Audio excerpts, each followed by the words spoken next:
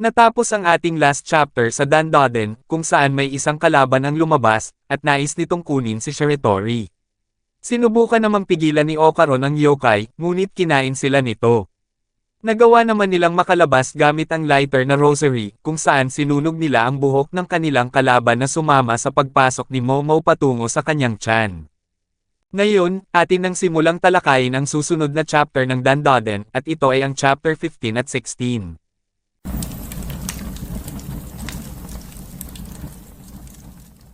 Nagsimula ang chapter, kung saan nasa harapan nila ang yokai at ang buhok nito ay naging kulot matapos masunog. Labis na naiinis ang yokai dahil sa nangyari sa kanya at sinabi, na mga hinayupak kayo. Kinuha niyo si Aira sa akin. Ang pinakatangi-tangi sa aking mga mata. Ibalik niyo siya sa akin, mga hayop kayo. Hinabol ng yokai sina Momo, habang nag-transform si Okaron buhat-buhat si Aira, at si Turbocat ay nakakapit sa kanyang likod.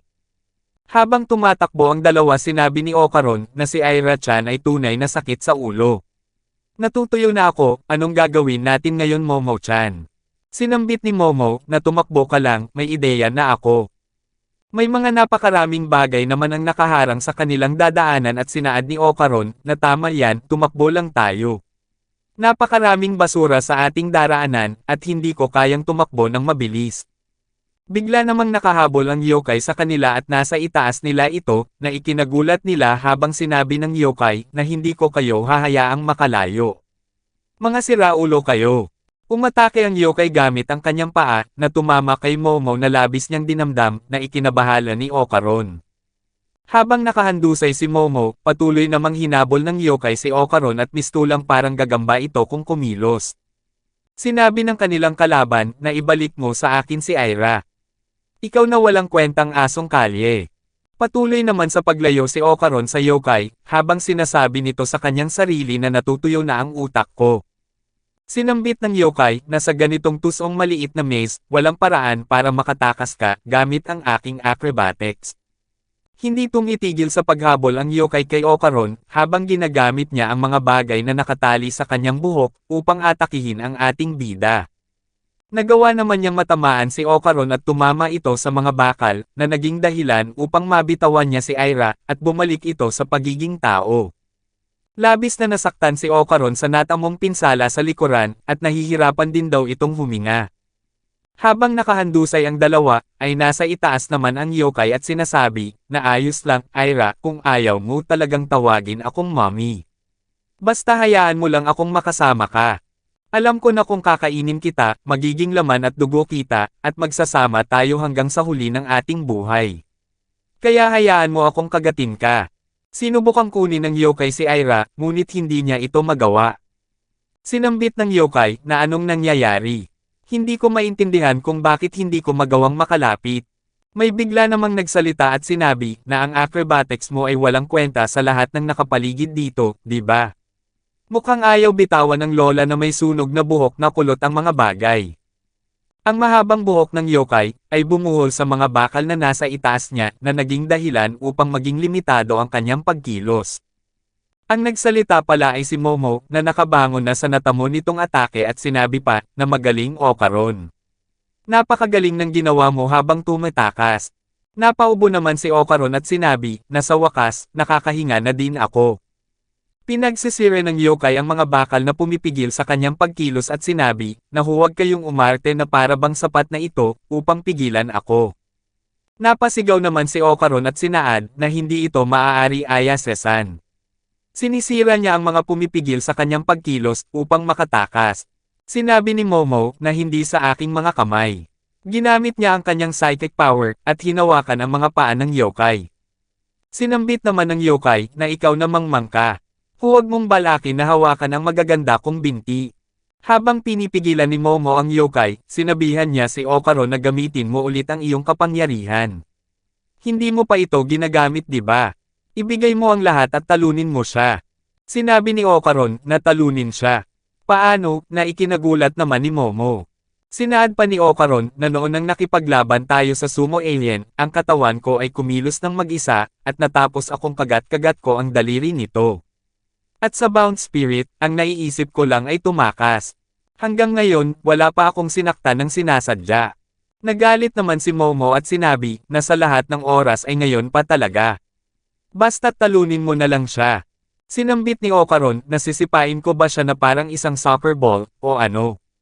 Sinaad ni Momo na wala na akong pakialam dyan. Gawin mo na ang gusto mong gawin, at bilasan mo na. Bigla namang nakawala ang isang paa ng yokai, habang sinabi ni Momo na nako. Bilasan mo na Okaron. Hindi ko na siya kayapang pigilan ng matagal.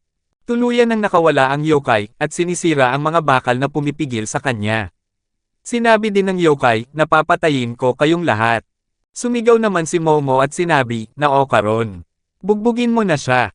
Mabilis na nag-transform si Okaron at inatake ang yokai kung saan inuntag niya ang kanyang ulo sa kanilang kalaban.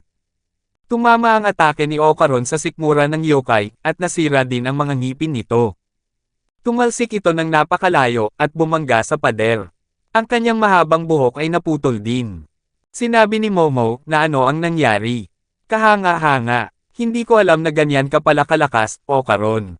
Bumalik na sa pagiging tao si Okaron at sinabi na para bang sasabog na ako sa kapaguran. Sinaad naman ni Turbokat na ginamit mo ang aking kapangyarihan at yun lang ang kaya mo. Ikaw na si Raulo habang sinambit ni Okaron na pagod na ako. Sinabi ni Momo na paano na ang yokai. Tatawagan ko na ba ang lola ko upang ma-exercise siya. Sinambit ni Turbokat na huwag mo nang alalahanin ang third-rate na yokai na yan. Sinalo niya ang isa sa mga atake ko, kaya't matatagalan bago niya magamit muli ang kanyang spirit power. Maiba ako, ang babaeng yan ay nasa kanya ang isa sa mga itlog ng bata. Sinabi ni Momo na oo nga pala. Kunin na natin ito habang pwede pa. Teka, gusto ko munang maalis ang mga tali sa aking mga kamay. May gunting ka ba dyan, Okaron? Sinaad ni Okaron na pasensya na, wala ako. Sinambit ni Momo na kasalanan ng tanga at ulol na babaeng ito kung bakit ako nakaposas ng buong araw, ano ba ang kinalaman niya sa acrobatic na ito. Nahanap naman ni Turbokat ang gintong bola sa bulsa ni Shiratori, at sinabi niya ito kay Momo. Natuwa si Momo nung makita niya ito at sinabi na ang sarap sa pakiramdam, Okaron. Nahanap na natin ang isa sa mga itlog mo. Sinabi ni Okaron na huwag mo itong ipahayag ng ganyan, nakakahiya. Pinagmamasdan naman ni Turbokat si Shiratori at sinabi na ang pinaka-importante ngayon, ayoko mang sabihin sa inyo, pero patay na siya. Nagulat ang dalawa sa narinig nila kay Turbokat at sinabi ni Momo na nagbibiro ka ba. Okaron, tignan mo nga ang kanyang pulso. Agad namang hinawakan ni Okaron ang kamay ni Aira, at labis itong nagulat dahil wala na siyang pulso. Sinambit ni Turbokat na ang ordinaryong tao na nakain ng isang yokai ay garantisadong mamamatay. At hindi na ito nakakagulat. Pero ang mga tao na may psychic powers o kaya ang aking kapangyarihan ay siguradong makakasurvive. Tinanong naman ni Momo si Okaron kung kaya niyang mag-mouth-to-mouth na ikinakaba nito at sinabi na hindi. Hindi ko kayang gawin. Sinaad ni Momo na bibigyan ko siya ng cardiac massage. Gamit ang aking psychic power ay mabibigyan ko siya ng isang tunay na cardiac massage. Habang sinusubukang buhayin nila si Aira, sinabi ni Turbokat na ang puso'y isang tipak lang ng laman. Ang pagmamasahe niyan ay walang mangyayari. Sinambit ni Momo na tumahimik ka. Kung patuloy ka lang mang-iistorbo, umalis ka na. Nagbilang si Momo ng 1 hanggang 5 at pagkatapos ay sinabihan niya si Okaron na magsimula ng mag-mouth-to-mouth.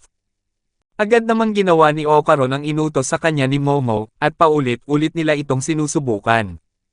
Sinabihan ni Momo si Turbokat na tumawag ng ambulansya gamit ang cellphone ng kanyang kaibigan habang sinabi ng pusa na hindi naman makakatulong yan. Bigla namang may tumawag kay Aira, at ito pala ay ang yokai, kung saan nasa harapan siya nina Momo at Okaron. Hinarap ng ating mga bida ang yokai, habang sinabi ni Momo na wala kaming oras na harapin ka sa ngayon. Sinaad naman ni Okaron na ako na ang bahala sa kanya, at ikaw na ang baalang buhayin si Aira, Aya Sesan. Sinambit ng yokai, hindi nyo maibabalik si Aira dahil dyan. May alam akong mas magandang solusyon para dyan. Ibibigay ko ang aura ko kay Aira. Nagulat si Momo sa sinabi ng yokai, habang sinabi pa ng kanilang kalaban, na ang aura ay parang baterya para sa mga nabubuhay na bagay, at kung walang baterya, hindi aandar ang makina, pupunan ko ang nauubos na aura ni Aira gamit ang sarili kong aura. Sinambit ni Momo, na sino ba ang maniniwala sa'yo? Bukod dyan, pakiramdam ko gusto mo siyang kainin ulit. Bigla namang pinunit ng yokai ang kanyang bibig, na labis na ikinagulat ni Okaron at Momo. Pagkatapos niyang sirain ang kanyang bibig, ay kumuha ito ng bakal at sinabi, na ngayon, hindi ko na kayang kainin ang sinuman.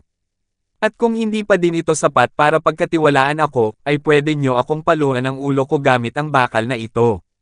Sinabi ni Turbocat, na nagsasabi siya ng totoo. Kapag wala siyang aura, ay mananatili siyang patay. Sinambit ni Momo sa yokai, na hindi ako nagtitiwala sa'yo. Kapag gumawa ka ng hindi magandang pagkilos, ay hindi ako mag-aatubiling paluan ang ulo mo. Sinabihan ni Momo si Okaron, na kaya mo pang gamiting muli ang iyong kapangyarihan Okaron, tama. Bantayan mo siya. Agad namang nagbago ng anyo si Okaron habang muling kinausap ni Momo ang yokai, na sabi mo mapupunan natin ang aura ng hangal na babae na yun gamit ang sarili mong aura, hindi ba? Sabihin mo sa akin kung paano. Sinambit ng yokai, na gamitin mo ang iyong psychic power, upang i-connecta ang aura ko, sa naghihingalong aura ni Aira, na para bang communication cable. Agad namang ginamit ni Momo ang kanyang kapangyarihan, habang nakabantay si Okaron. Pinalalahanang muli ni Momo si Okaron, na huwag niyang alisin ang kanyang paningin sa yokai, habang nag-umpisa na siyang isagawa ang pagsali ng aura ng dalawa. Habang ginagawa ni Momo ang paglipat ng aura ay bigla niyang nakita ang nakaraan ng yokai. Ipinakita na ang yokai ay isang babae sa kanyang nakaraan, at ito ay nasa hotel na may kasamang lalaki. Siya ay isang bayaran na babae. Siya ay may isang anak na babae, at pinapakita sa larawan na labis niyang mahal ang kanyang anak, kung saan pinapasaya niya ito lagi, minamahal ng lubos, at binibigyan ng masasarap na pagkain. Sa umaga siya ay isang janitor, sa hapon ay isa siyang cashier, at sa gabi siya ay nagbebenta ng aliw. Ang lahat ng kanyang sakripisyo ay para sa kanyang pinakamamahal na anak. Ngunit isang araw, may isang grupo ng tao ang pumasok sa kanilang tahanan, kung saan pinagsisira nila ang kanilang mga gamit, binugbog ang babae, at kinuha din nila ang kanyang pera na pinag-iipunan niya para bilhan sana niya ang kanyang anak ng damit. Ang pinakamasakit, ay kinuha din nila ang kanyang pinakamamahal na anak. Kahit na namamaga ang kanyang mukha at umuulan ng malakas, ay sinubukan niyang habulin at hanapin ang mga lalaking kumuha sa kanyang anak, ngunit ito ay nadapa at biglang nagsuka ng dugo. Siya ay labis na umiiyak sa pagkawala ng kanyang mahal na anak, habang bigla nitong naalala ang masasayang samahan nila. Ang babae ay nasa itaas ng gusali, kung saan naaalala niya ang pagtuturo niya sa kanyang anak na sumayaw. Habang inaalala niya ang mga pinagsamahan nila ng kanyang anak, ay nagsayaw ito sa gitna ng malakas na ulan, hanggang sa bigla na lang itong tumalon sa gusali at sinabi, na salamat sa lahat. Dito na natatapos ang chapter 15 at 16 ng Dandadan. Paki-like and follow naman po ng ating Facebook page, nasa description po yung link. Muli huwag kalimutang mag-like, comment, share at subscribe sa ating channel. Salamat.